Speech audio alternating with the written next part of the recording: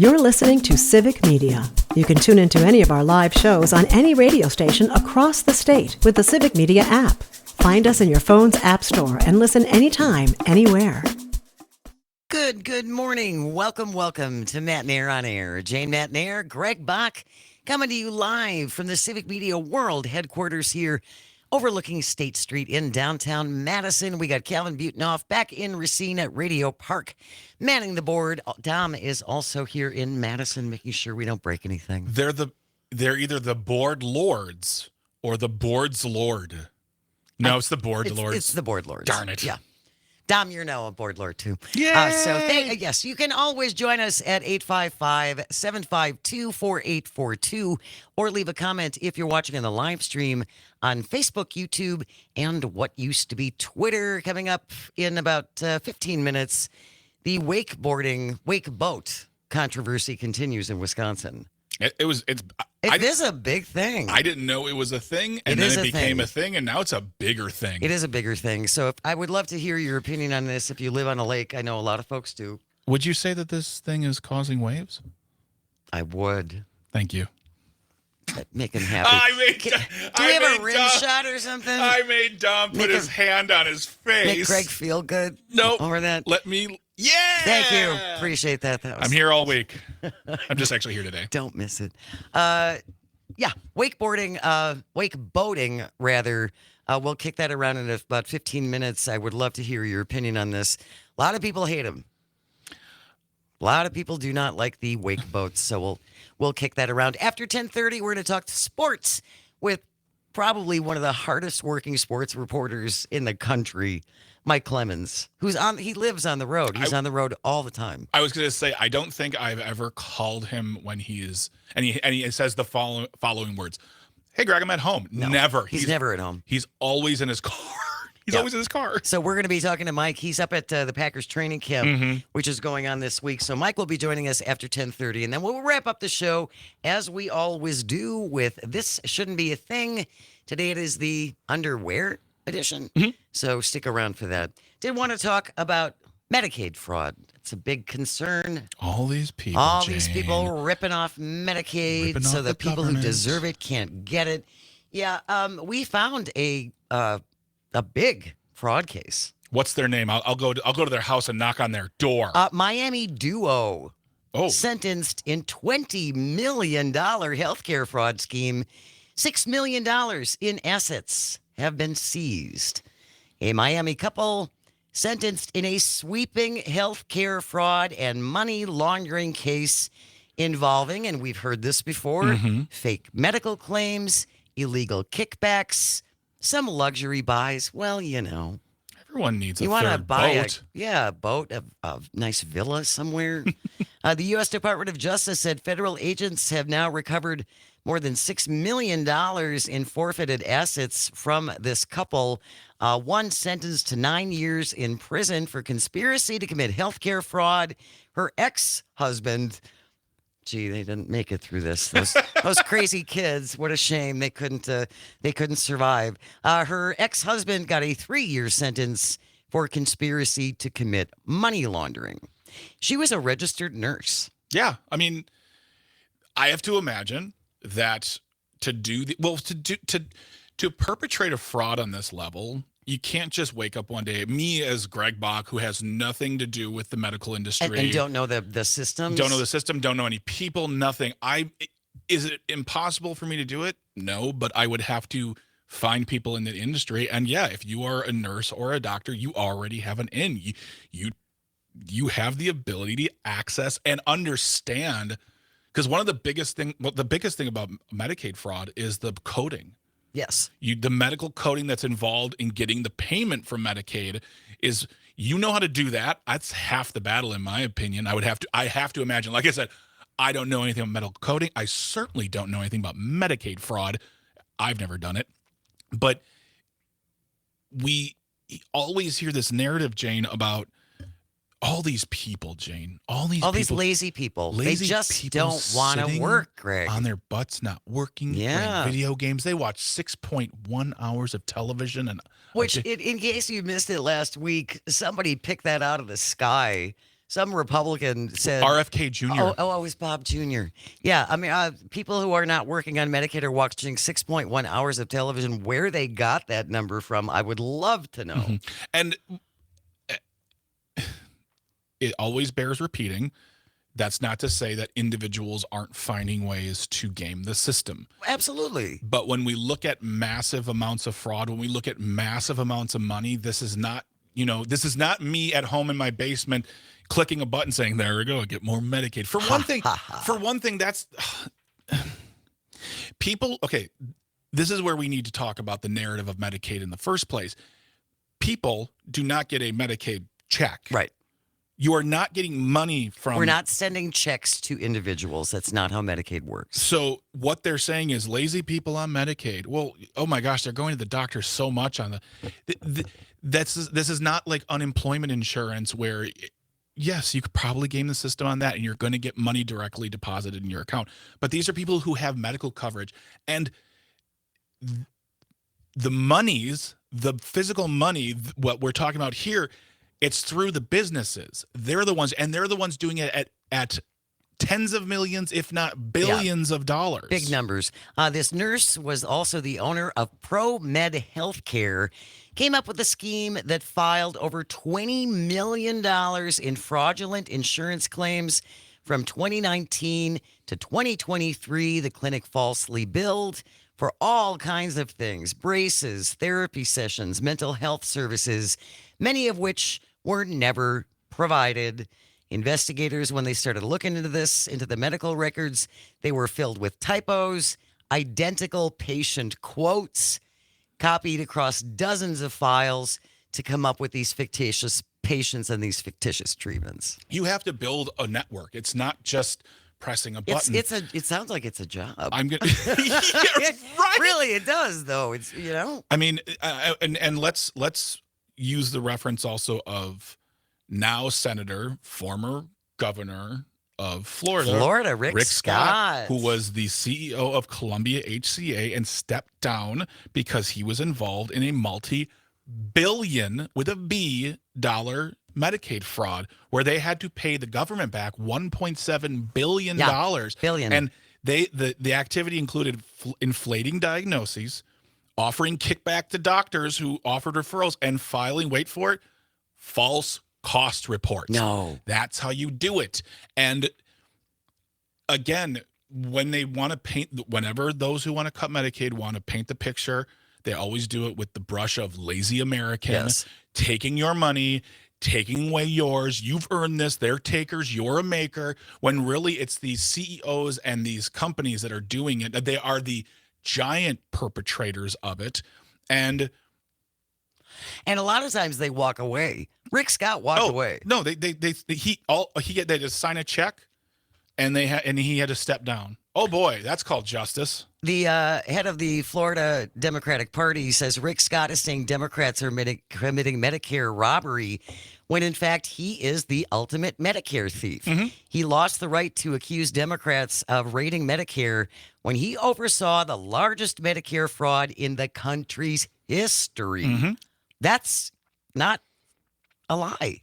No, it's not a lie. That's not a lie. That happened. Yep, that happened, and nobody went to jail. They got to settle, write a check. Everyone went home to their big houses. Right. By the way, those big houses partly paid for by you and me with our Medicaid money. Yeah. And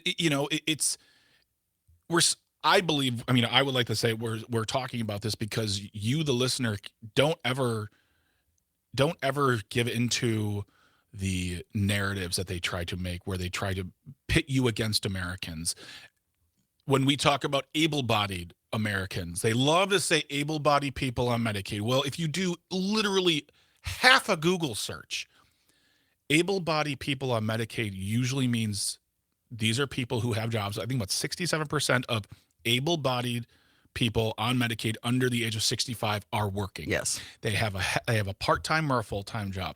And those jobs, guess what? Don't offer quality healthcare or offer no healthcare. In the case of another company, big company that gets lots of tax breaks, rhymes with Schmalmart, they tell their employees, go on your state Medicaid program like Badger Care. So we don't have to pay for it. Exactly. So these are folks who these are folks who are working. And they don't want a, quote, handout. We want them to have good health care. We want their companies to say, we're going to spend a little extra money to take care of our people. But that's not the case. So instead, what those who want to cut Medicaid do, they say, well, it's lazy Americans who are ruining your life, and we need to cut. I'm sorry. We need to save Medicaid. That's what it is. We need to insure Medicaid. Right. That's what it is. It's all just about the wording. It's all about making it sound nice and comfy for you. When in fact, your Medicaid's getting cut, period. But I think you make a really good point about othering other Americans. Yep. And this relates to the Epstein files as well.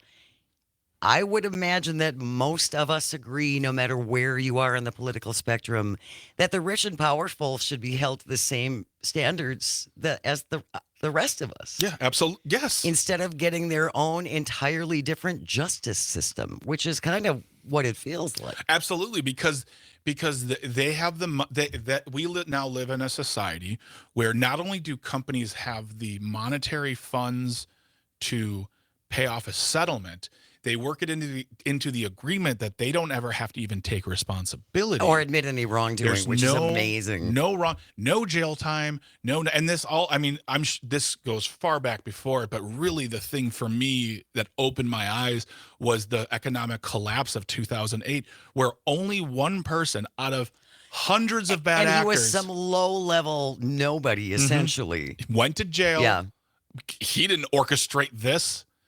But no one went to jail for it. And not only that, the companies who orchestrated it, the companies who were a part of this, got money from us, got our money so they could buy a 12th boat. The Miami Herald reported at one time that Rick Scott had said he would have immediately stopped his company from committing Medicare fraud if only somebody told me something was wrong. The Miami Herald says there were warnings in the company's annual public reports, which Scott had to sign off on as CEO. Again, it's the whole, I didn't see the tweet. I didn't get the report. I don't know what it said. I'm so busy. I don't know. It's not my lane. It's not my lane. It's not my lane that I should be overseeing to find out if my company is facilitating Medicare fraud. Oh, my God. We just let it happen too, Jane. Like, as an American people, we are so inundated with news and our own lives. And I'm sorry, I don't mean to say it like it's a blame thing. I'm part of it. But this thing of we're so outraged right now. We're so upset about it. But tomorrow we have to deal with something else. So we can't even go back to it and that's what they count on. They count on our lives progressing forward. So therefore we don't have to say, hey, what happened to that person who bilked Medicaid for tens of millions of dollars? Why aren't they in jail? Instead, they're like, I got to pick my kid up from soccer practice. But that's why we have these conversations, because these have knock-on effects on our Badger care system, on our government. Yes. Tony on the live stream says, hey, those wealthy people paid very handsomely to fund their own judicial system. You are not wrong, Tony. They got their own school system now. They're getting their own judicial system. Maybe we should just get them a private president. How about their own country? When we return, it's Mars. Wake boats. Controversy continues. Stay close. You are listening to Matt Nair on Air, coming to you across the Civic Media Radio Network. You're listening to Civic Media. Stay up to date on the latest news and information for your local community and Wisconsin by signing up for our free email newsletter. Visit civicmedia.us/email to get started. Good morning and welcome back to Matt Nair on Air. Jane Matt Nair, Greg Bach coming to you live from Civic Media's world headquarters here on State Street in downtown Madison. Calvin is back at Radio Park in Racine running the board, and Dom is here as well in Madison, helping to make sure we don't break anything before Todd Alba gets back. He's on the road. Todd's in Green Bay today. I love when Todd's on the road. It's so much fun. Yeah. Also, Kelvin quickly corrected it. It's not the board's lord or the board lords. It's the lords of boards. Oh, the lords of boards. Which I would invest in that skateboarding group. The lords of boards. The lords of boards. Yep, absolutely. We'll get them some board shorts. Oh my! Can you imagine Civic Media skateboards? We'll put that on our merch list. We have a list. Yeah, well, We want to talk. Mike Clemens, by the way, is going to be joining us, Civic Media's hardest working sports reporter on the planet, along with Chad Holmes, yeah, who and loves Jimmy covers, Koska. and Jimmy Kuska. We have such hardworking people in our news department and our sports team. But Mike Clemens is up in Green Bay as well for a Packers training camp. He is going to join us after 10:30 so we can talk a little sports, and I'm sure the Brewers will come up as well. 10-2 victory last night against the Seattle Mariners. Speaking of the Brewers, tomorrow is Free Ticket Friday. So if you would like to see arguably the hottest team in baseball right now, you need to download the Civic Media app. So what's going to happen tomorrow, starting with Pat Kreitlow at 6 a.m., Pat will give you a keyword that you want to text in via the Civic Media app. Greg and I will have a new word for you from 9 to 11. Then Tom Hartman, 11 to 2. Same with Todd from 2 to 4 and Maggie Dawn from 4 to 6. You want to text in that keyword via the app, and then you're going to be in the running for a 4-pack of tickets to see the Milwaukee Brewers in club-level seats. They're good tickets. Those are comfy seats. They're cushy seats. There's carpeting in the hallways. There's a bathroom that other people in the stadium can't get to. Special bathroom privileges. You can walk past the suites and see them living the good life with barbecue and beer.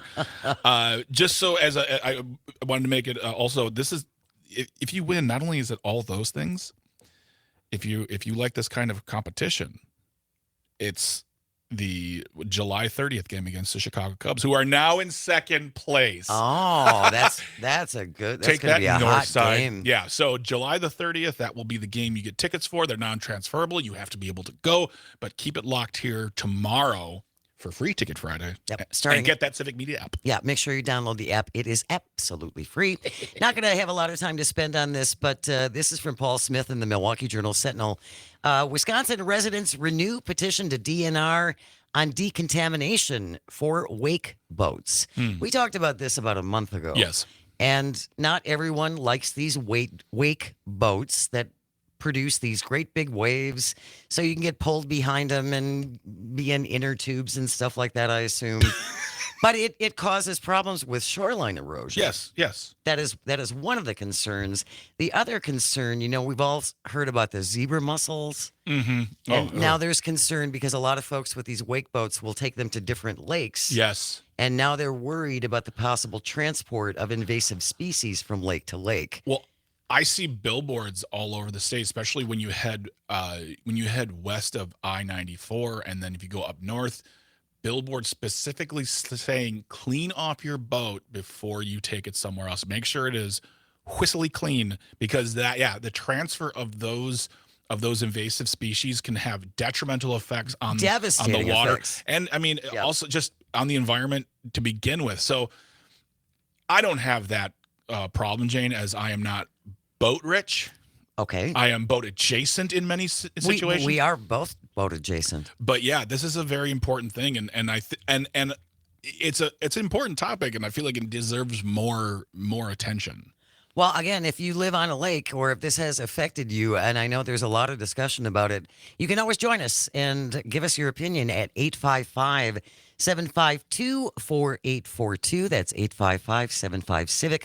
With no statewide action to this point, town boards have been enacting local ordinances on the wake boat issue. At least 54 Wisconsin towns do have artificial wake ordinances.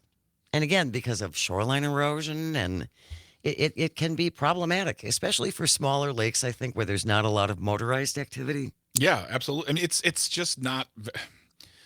It needs to not be seen as people on the lake getting upset about boats. It needs to be seen as what it is having long-lasting problems for the water, for the shorelines, and that affects the homes too. As the shoreline erodes, we've seen those videos of major floodwaters coming in and eventually just taking houses away. Yeah. So yeah, there needs to be attention on this topic. There needs to be a solution to the problem, and you need people to have buy-in as well. And just understand that when you're, it's just like when you're camping out in the forest, you got to leave it how you found it and just treat it with respect. It would be nice if we all did that. Yeah, right. Wouldn't that be great?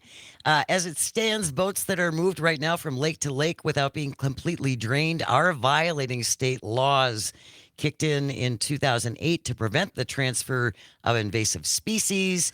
This petition wants an emergency rule to amend it, and they want to have people do thermal decontaminations of their boats.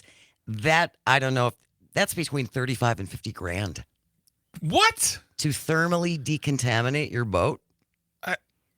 That's a lot of money. That is science above my head and understanding as far as like why that would be necessary, but also, a boat is already a very expensive. It is an expensive proposition. And just because you own a boat doesn't mean you are rich either. Maybe this is something you were given. Maybe it's something that you saved up for. So tacking on another 30 to 50 grand is something that people aren't going to want to do. They're just not going to do it.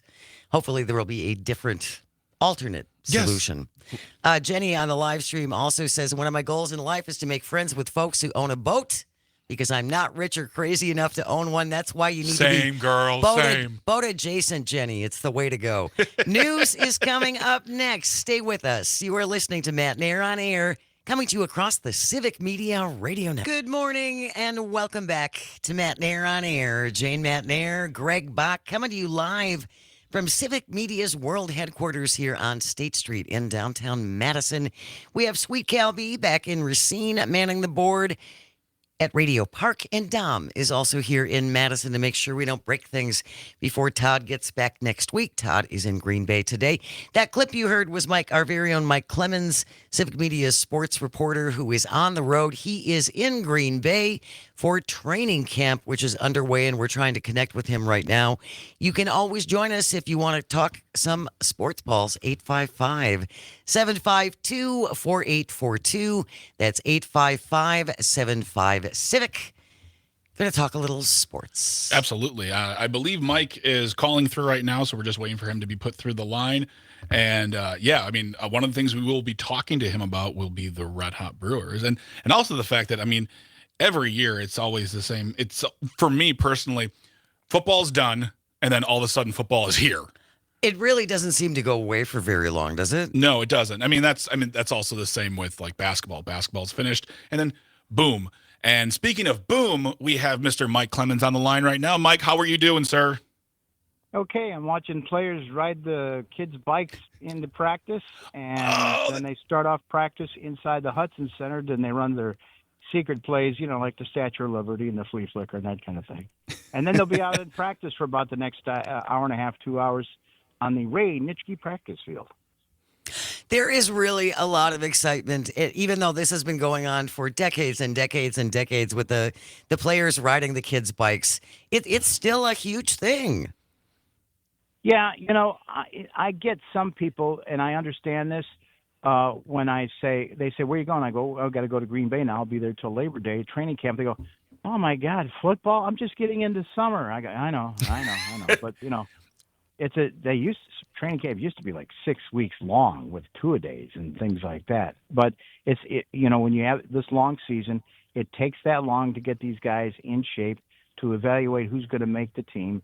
And I try not to overdo it in terms of the coverage, because I get people right now are excited about the Brewers, and they should be, or going to water ski shows in the Dells or whatever, But, right. But the fact is, for these guys, football's underway.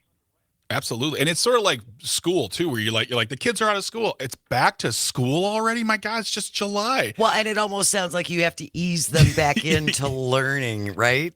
Yeah. You have to ease them back into football a little bit.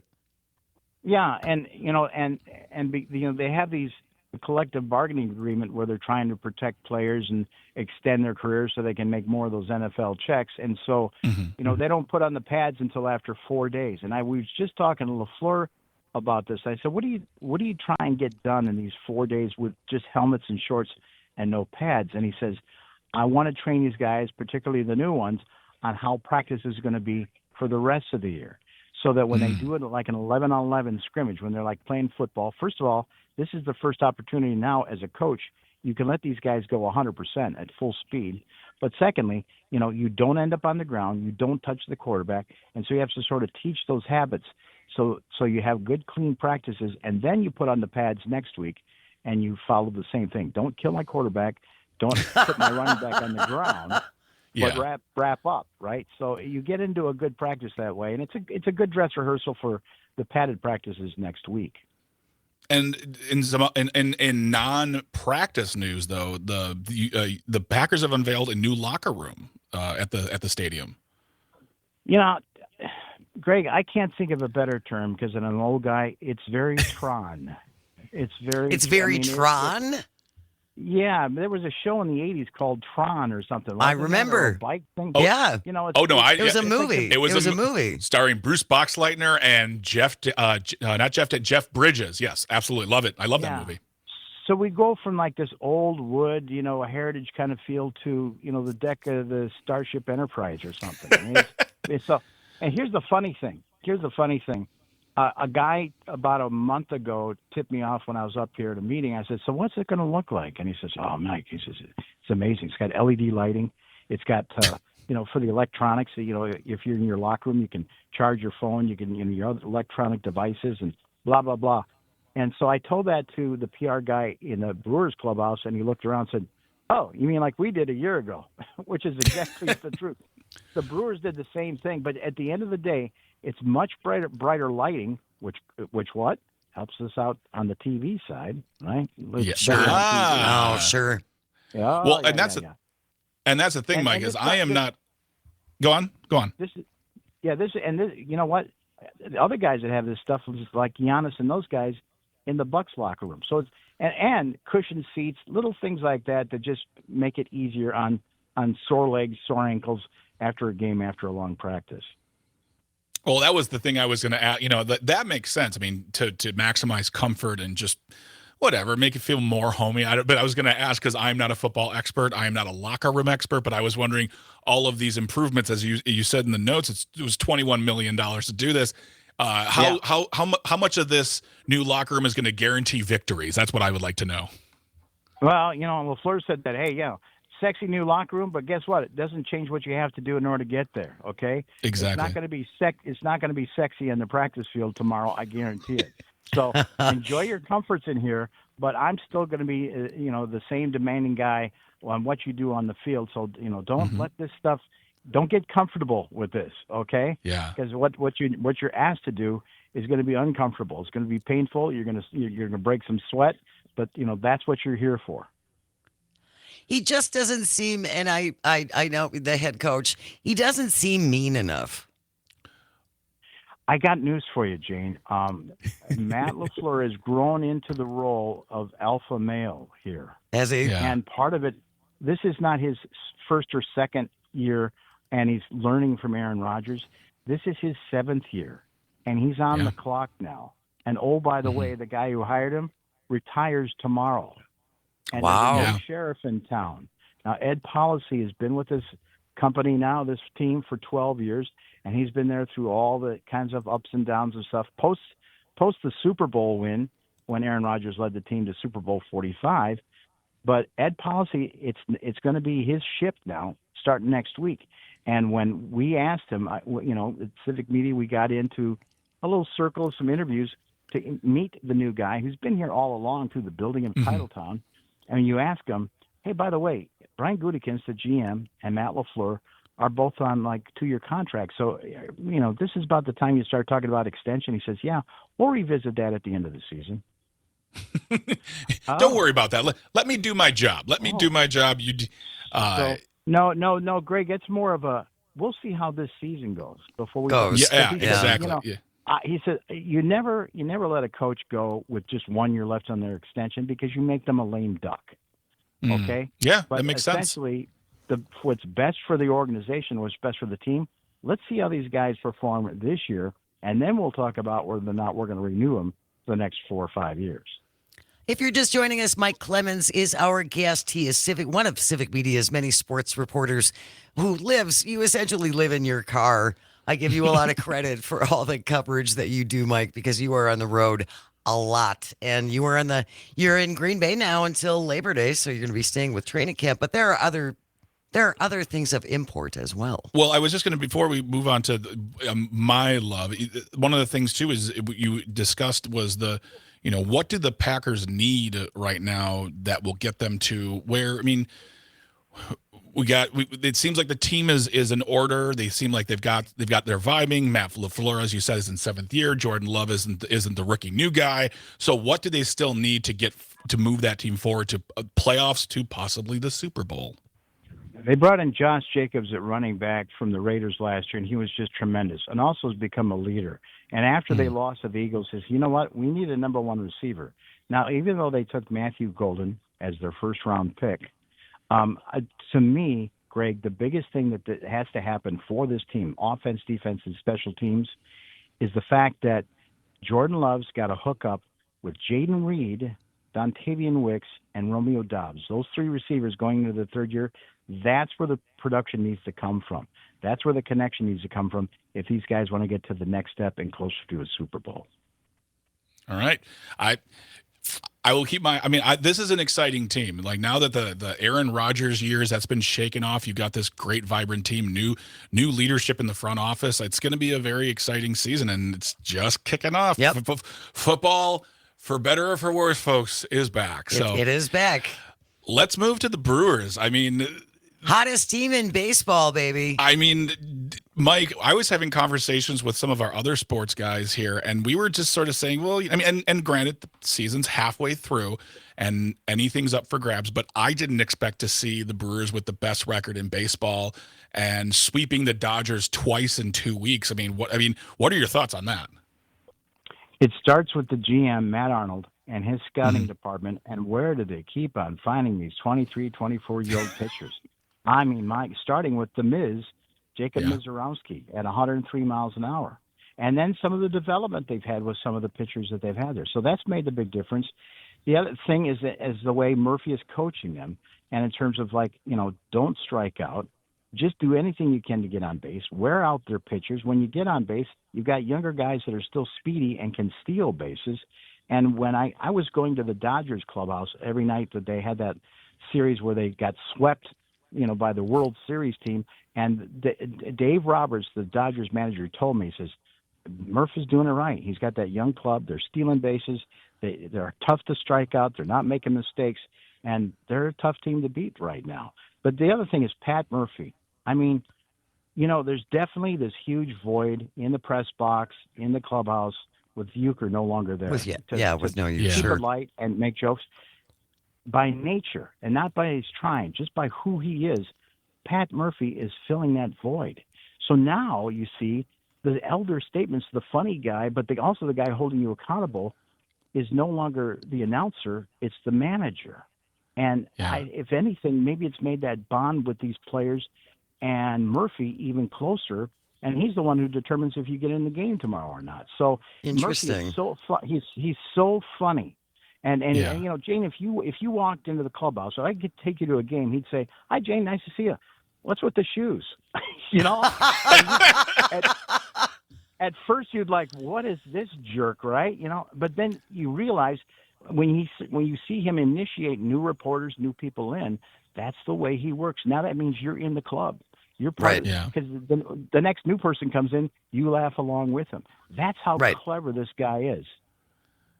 I personally love Pat Murphy. I know he's in his second year, but it's a breath of fresh air from, nothing against Craig Counsell. He is one of the greatest coaches, and he's got his style. But Pat Murphy's just loving life, and I'm loving that. And I love that he can do the whole be fun, be funny, but also be an actual coach to it too as well. Mike Clemens is live in Green Bay for training camp. Michael, thank you so much for joining us. We'll touch base again over the weeks and see how things are going up there. Really appreciate your time.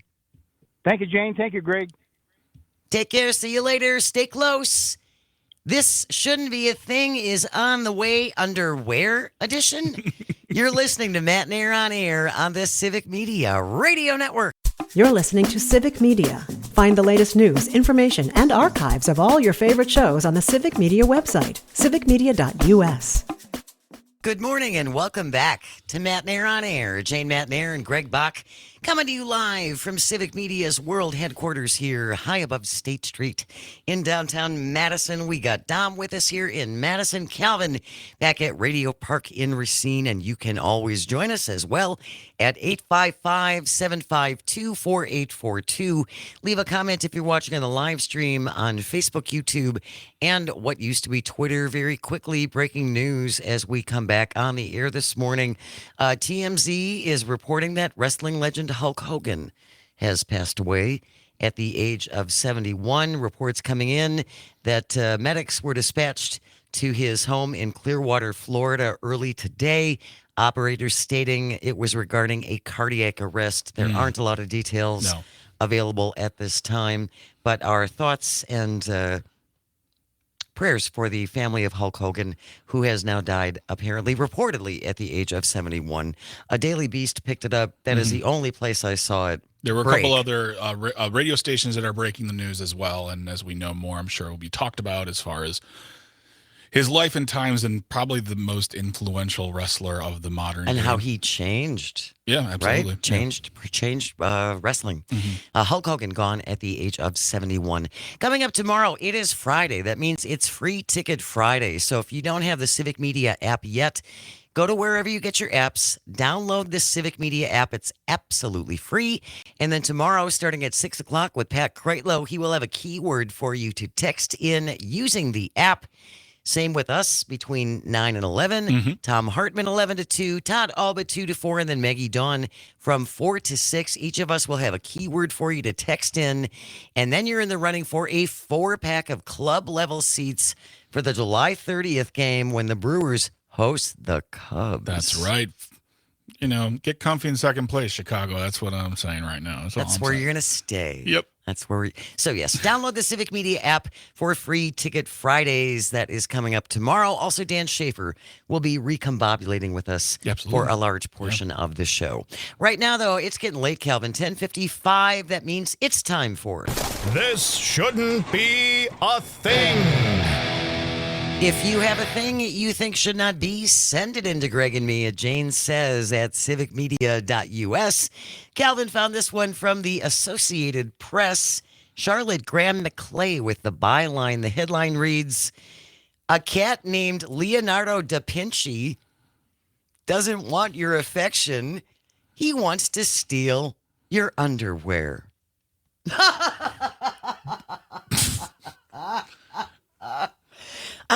Wellington, New Zealand. Most cat owners dread their pets bringing home dead mice or birds. But for the owners of one cat, Auckland, New Zealand, there is a worse shame: being the accomplice to an unstoppable one-cat crime spree. His prolific laundry pinching from clotheslines and bedrooms in Auckland has turned 15-month-old Leah Da Vinci into a local celebrity and earned him his new name, Leonardo da Vinci. He has expensive taste. He doesn't just steal any old underwear. No, he steals great stuff. Great Stuff. He frequently steals silk boxer shorts, thick men's work socks, preferably with clothespins attached. And in one mortifying case, he stole a $300 New Zealand dollar cashmere sweater. I feel like you're just asking for it to be stolen if you do that. Leo likes to steal the skivvies. My daughter was at home sick, and she called me at work saying, "It's bad, Mom. It's bad. This is the worst thing he's brought in so far. It's really bad." Because it was a really beautiful sweater, and I was like, "Oh, can't we keep that?" No, you can't keep it. She actually went to a neighborhood, what's the one where we rat on our neighbors all the time? Next Door. The Next Door She app. went to a Next Door in you. New Zealand to report all of Leo's stolen goods. Her message in the group chat was, "Are these your undies?" If you're seeing this, you're in the neighborhood, you check it out. I got the cat burglar here, taking all the skivvies, taking all the sweaters. With dozens of unclaimed items, the embarrassed owner took her search for victims wider this month. She put photos of all his stolen stuff on a local Facebook page, along with an apology and her address. People who showed up to claim their belongings included a woman who recognized her pink and purple undies And a boy whose beloved missing sports jersey was easily identifiable because his name was on the back. So, Leo Da Vinci. The cat burglar. The cat burglar. Crikey. Oh, Absolutely. We'll go to cat burglar here. Taking undies, taking sweaters. Can't help it. He's cute. Kind of gotta love this. She says, all our neighbors think he's actually amazing. Some of them are quite put out that he hasn't actually stolen anything of theirs. That's why I love New Zealand. If this was America, people would be losing their minds right now. They would be calling for justice. They'd be calling for something. But in New Zealand, they're like, that's fine. Just take it. I got more in the drawer. And now they're like, what's wrong with my underwear? You don't want my underwear? Yeah. Excuse me. Pardon me. I buy these $7 for a pack of 12, all right? These are quality undies. They're silk-like. That wraps up today's episode of This Shouldn't Be a Thing. Thank you, Greg and Calvin and Dom and everyone here in Madison and back at Radio Park in Racine and all of our engineers, because without you, nothing works. And thank you most of all for calling and for texting and for listening. It means the world. I hope you find some joy today and you get the chance to share it. Keep it right here. We got news coming up next on the Civic Media Radio Network. We will see you tomorrow.